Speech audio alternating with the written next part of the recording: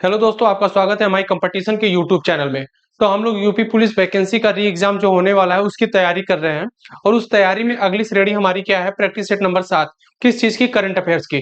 तो current affairs जो हम अब तक 6 क्लास कर चुके हैं और उन सारे 6 क्लास में प्रीवियस ईयर में जो करंट अफेयर्स, प्रीवियस ईयर मतलब पिछली बार जो भी एग्जाम हुए हैं उसमें करंट अफेयर्स के किस किस सेगमेंट से कौन कौन से सवाल पूछे जा रहे हैं उसको हम रखते हुए जा रहे हैं, ठीक है। और मंथली करंट अफेयर्स के माध्यम से हम लोग सॉल्व कर रहे हैं। पहले तो मिक्स किया जाएगा करंट अफेयर्स, उसके बाद मंथली का जो भी इंपॉर्टेंट क्वेश्चन होगा उसको हम सॉल्यूशन के माध्यम से सही तरीके से देखने का प्रयास करेंगे, ठीक है। आज हमारा प्रैक्टिस नंबर 7 है। इसके पहले प्रैक्टिस नंबर 1 से लेकर के 6 तक हो चुका है। आप लोग आशा करते हैं कि आप लोग उन सारे प्रैक्टिस सेट को सही तरीके से किए होंगे और सारे सवाल को जो रिवीजन के माध्यम से आप अगर उसको दोहराते रहेंगे बार बार तो वो चीजें आपके दिमाग में बनी रहेंगी, क्योंकि करंट अफेयर्स जो है ये जल्दी दिमाग में बैठता नहीं है, तभी बैठेगा जब चीजों को आप बार बार रिवाइज करेंगे, ठीक है। तो हम लोग यूपी पुलिस री एग्जाम का करंट अफेयर्स नंबर प्रैक्टिस 7 जो है वो देखने का प्रयास करेंगे, ठीक है। कौन सा प्रैक्टिस? प्रैक्टिस नंबर 7, ठीक है। तो हम लोग देखेंगे अपना प्रैक्टिस सेट नंबर 7। तो प्रैक्टिस नंबर 7 में पहला क्वेश्चन क्या कह रहा है? विश्व मौसम विज्ञान, क्या? विश्व मौसम विज्ञान संगठन, जिसको शॉर्ट में बोला जाता है WMO, ठीक। इसके प्रथम महिला महासचिव। देखिए, प्रथम महिला बहुत इंपॉर्टेंस होता है, क्योंकि महिला की भागीदारी इस समय, वोमेन्स की महिला भागीदारी जो है वो प्रथम होती जा रही है। किसी भी पद पर, कहीं भी बड़े बड़े पद पर महिलाएं अपना पद ग्रहण कर रही हैं। तो इसमें यह पूछा गया है कि पहली महिला महासचिव बनी है किस चीज की? विश्व मौसम विज्ञान संगठन की। तो उनका नाम क्या है? टाई फ्रैंकलिन है, या सेलेस्ट साउलो है, एलिस मूडी है, या जोनानाथ हेल्स है? तो बताइए इस क्वेश्चन का ऑप्शन नंबर क्या सही होगा? करंट अफेयर्स का ये पहला क्वेश्चन है और ये यूपी पुलिस री एग्जाम का हम लोग प्रैक्टिस सेट करवा रहे हैं करंट अफेयर्स का। और इसी की तरह से मैथ्स का भी करंट अफेयर्स चल रहा है और यूपी पुलिस हिंदी का करंट अफेयर्स चल रहा है, यूपी पुलिस हिंदी का प्रैक्टिस सेट चल रहा है और जो है आपका जीके जीएस का चल रहा है और ये जो है करंट अफेयर्स का है। तो आप सारे प्रैक्टिस सेट को सही तरीके से देखते रहिए और उसको सॉल्यूशन को देखिए और टॉपिक को नोट करते रहिए, ये चीजें किस टॉपिक से पूछी जा रही हैं। तो जो विश्व मौसम विज्ञान संगठन है, इसकी पहली महिला जो सचिव बनाई गई है वो है सेलेस्ट साउलो। कौन है? Celeste Saulo. Option number B is the correct हो जाएगा। क्या ऑप्शन सही होगा? बी। चलिए हम लोग अपना नेक्स्ट क्वेश्चन देखते हैं। अगला सवाल क्या है? आप लोग अगले सवाल को पढ़िए कि men's hockey junior Asia cup, क्या? Men's hockey junior Asia cup 2023 का खिताब किसने जीता? मतलब जो 2023 में एशिया कप जो हुआ था मेंस हॉकी का, पुरुष हॉकी का, उसमें किस देश ने जीता? तो बताइए, क्या चीन जीता है या फिर पाकिस्तान, भारत, थाईलैंड? तो बताइए mains hockey junior Asia cup 2023 का खिताब किसने जीता है? तो इस क्वेश्चन का ऑप्शन नंबर हो जाएगा आपका सी, सही हो जाएगा। सी इज द करेक्ट हो जाएगा। भारत जो है एशिया कप 2023 मेंस हॉकी का खिताब जीता है। और आपको बता दें कि भारत का राष्ट्रीय खेल भी क्या है? हॉकी है। हॉकी जो है वो भारत का राष्ट्रीय खेल है। इस तौर पे भी आप याद रख सकते हैं कि भारत का राष्ट्रीय खेल क्या है? हॉकी। और भारत जो है जूनियर एशिया कप 2023 का खिताब भी अपने नाम ही किया है, ठीक है। अगले सवाल पर चलते हैं, उसके पहले हम लोग देख लेते हैं कि पाकिस्तान की जो राजधानी है उसका नाम है इस्लामाबाद। पाकिस्तान जो है भारत का पड़ोसी देश है, ठीक। भारत का पड़ोसी देश एक चीन है। चीन की राजधानी बीजिंग है, क्या? बीजिंग, ठीक है। और इस क्वेश्चन का ऑप्शन नंबर जो सही होगा वो सी सही हो जाएगा। अगला सवाल देखते हैं हम लोग। क्वेश्चन नंबर 3 क्या कह रहा है? देखिए क्वेश्चन को सही से पढ़िए। क्वेश्चन को पढ़ना बहुत इंपॉर्टेंट होता है। अगर आप क्वेश्चन सही से पढ़ेंगे तो ऐसा कहा जाता है कि आप उसमें जो है कि लगभग 20 से 30% जो है आप वहीं पर सही कर ले जाते हैं, क्योंकि जो क्वेश्चन का लैंग्वेज होता है उसी से डिसाइड होता है कि उसमें क्या आंसर होने वाला है, ठीक है। तो आप लोग पढ़िए, पुणे महाराष्ट्र में आयोजित, कहा? पुणे महाराष्ट्र में आयोजित राष्ट्रीय जूनियर रग्बी बालक प्रतियोगिता में बिहार जो है किस टीम को फाइनल में हराकर चैंपियन बना? किसने हराया? बिहार ने। तो ये पूछ रहा है कि बिहार हरा करके रग्बी में, बालक प्रतियोगिता में फाइनल में विनर बना है। तो बिहार ने हराया, किसको हराया? क्या उड़ीसा को हराया, महाराष्ट्र को हराया, या राजस्थान को, या फिर गुजरात को? किसको हरा करके रग्बी में विनर बना है बिहार? बताइए। तो आपको बता दें कि एक स्टेट है भारत का, राजस्थान। राजस्थान भी उस वहां पर गया था पार्टिसिपेट करने, महाराष्ट्र में। वहां पे फाइनल में आपका राजस्थान और बिहार के बीच में मैच हुआ। उस बिहार और राजस्थान में बिहार ने राजस्थान को हरा करके रग्बी में चैंपियन बना है। ठीक है, किसमें? रग्बी में। तो option number C is the correct हो जाएगा। देखिए, उड़ीसा जो है ये आपके पूर्वी घाट पर स्थित एक राज्य है। उड़ीसा की राजधानी है भुवनेश्वर, और उड़ीसा में ही एक जगन्नाथपुरी है, जो जगन्नाथ यात्रा निकाली जाती है, सबसे बहुत बड़ी भव्य यात्रा होती है। ठीक। और उड़ीसा के जो मुख्यमंत्री है वो है नवीन पटनायक साहब। कौन? नवीन पटनायक। और ये जो नवीन पटनायक हैं, ये सबसे ज्यादा समय तक मुख्यमंत्री रहने वाले भी बन चुके हैं। महाराष्ट्र की बात की जाए तो महाराष्ट्र की जो राजधानी है वो मुंबई है। ठीक। और राजस्थान की जो राजधानी है वो जयपुर है, और जयपुर को एक नाम से और जाना जाता है, पिंक सिटी के नाम से, जिसके बारे में हम हमेशा आपको बताते रहते हैं। और जो है गुजरात, गुजरात की राजधानी क्या है? तो गुजरात की जो राजधानी है वो आपको देखने को मिलती है गांधीनगर। क्या? गांधीनगर। ठीक है, इतना आप लोग याद रखिएगा। चलते हैं अपने अगले सवाल पर। बिहार की राजधानी पटना है, ये तो सबको ही पता है। अगला सवाल हमारा है, भारत की G20, अभी जो G20 की बैठक हुई है उसके बारे में सवाल पूछा जाता है, क्योंकि G20 की पूरी बैठक जो है भारत में आयोजित की गई थी। हाल ही में एक आपको सांस्कृतिक राजधानी बनाया गया है G20 में। वो कौन सा है? तो वाराणसी को बनाया गया है। किसको? वाराणसी को। वाराणसी बोले तो काशी यानी बनारस।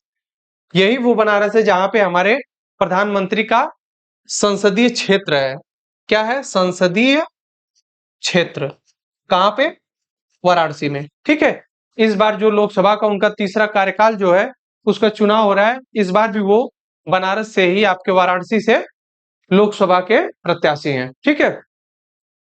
क्वेश्चन में G20 अध्यक्षता के तहत दो दिवसीय मतलब 2 दिन की विज्ञान 20 सम्मेलन का आयोजन हाल ही में कहाँ किया गया है? भारत में ही। बताइए, पुणे में किया गया, पणजी में, भोपाल में, या दिल्ली में? तो कहां पे किया गया G20 अध्यक्षता की विज्ञान 20 सम्मेलन का आयोजन?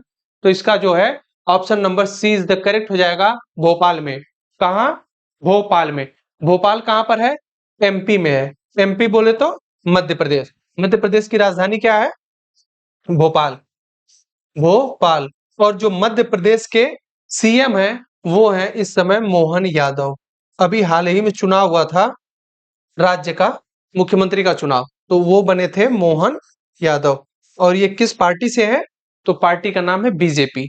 कौन सी पार्टी से?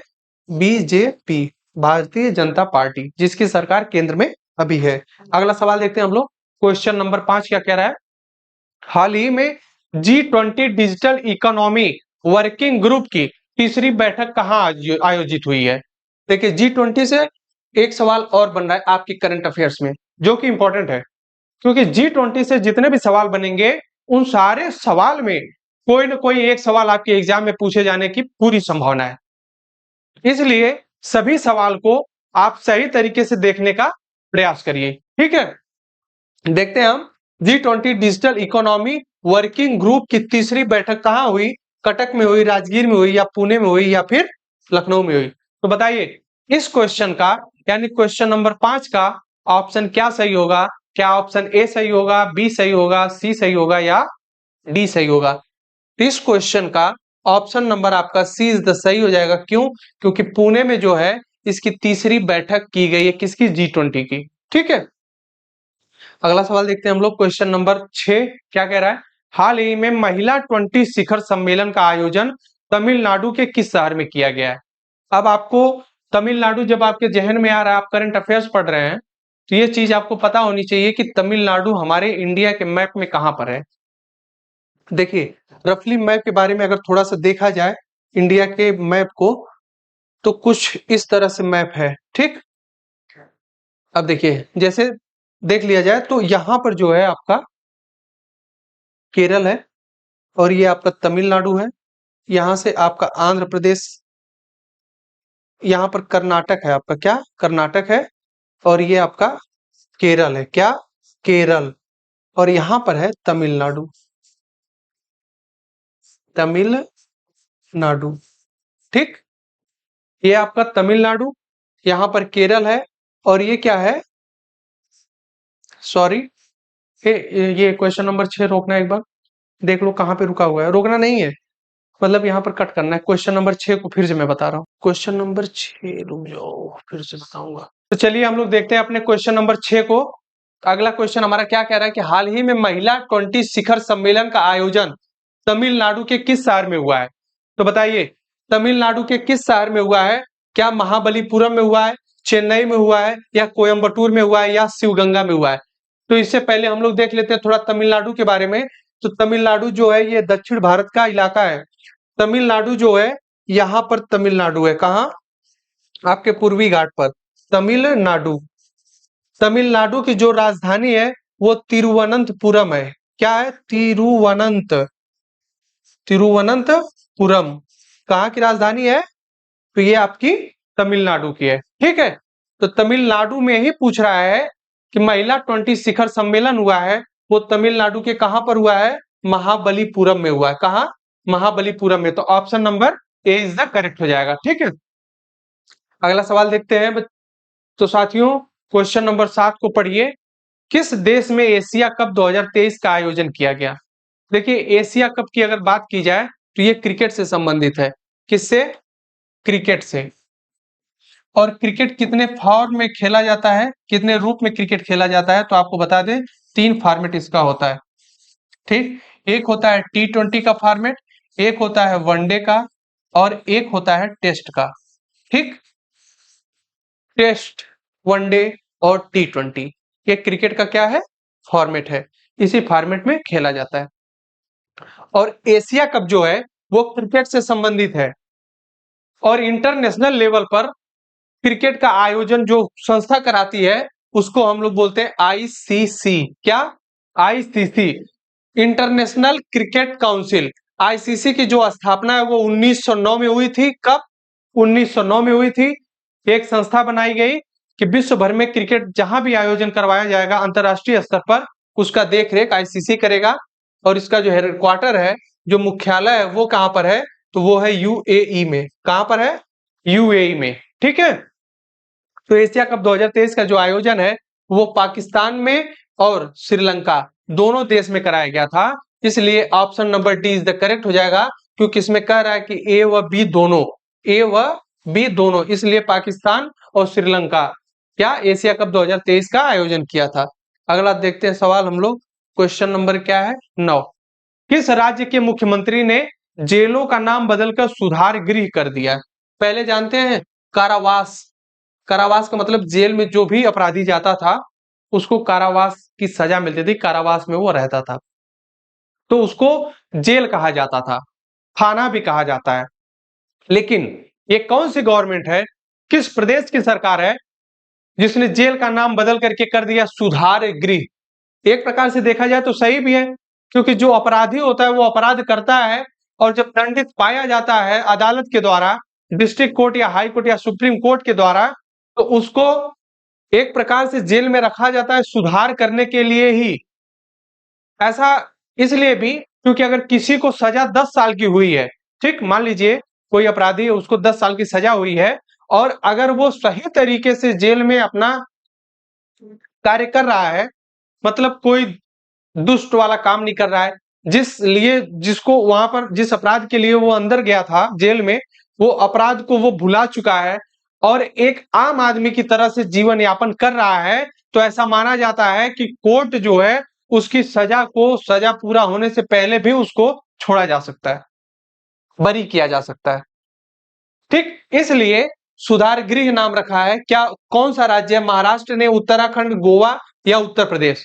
तो बताइए मुख्यमंत्री कौन है जो जेलों का नाम बदलकर सुधार गृह किए हैं, तो वो है उत्तर प्रदेश के मुख्यमंत्री आपके आदित्यनाथ योगी साहब। कौन? आदित्यनाथ योगी। और उत्तर प्रदेश के गवर्नर की बात की जाए तो आनंदीबेन पटेल हैं। और यहाँ पे लोकसभा की सीट कितनी है? तो लोकसभा की 80 सीटें हैं। ये चीजें इतना आपको याद रखनी है। अब राज्यसभा की सीट और उत्तर प्रदेश का जो राजकीय चिन्ह है वो क्या है, उत्तर प्रदेश का राजकीय वृक्ष क्या है, उत्तर प्रदेश की राजकीय भाषा क्या है, इन सब चीजों के बारे में सारी जानकारी आप लोग जुटाइए और पढ़ने का प्रयास करिए। ठीक, क्योंकि सारी चीजें अगर बोर्ड पर बता दी जाएंगे तो उसका कोई मतलब निकलेगा। आप अगर अपने से प्रयास करेंगे तो वो चीजें आपको ज्यादा दिन तक और ज्यादा समय तक याद रहेंगी। अगला सवाल देखते हैं हम लोग। क्वेश्चन नंबर 10 क्या कह रहा है?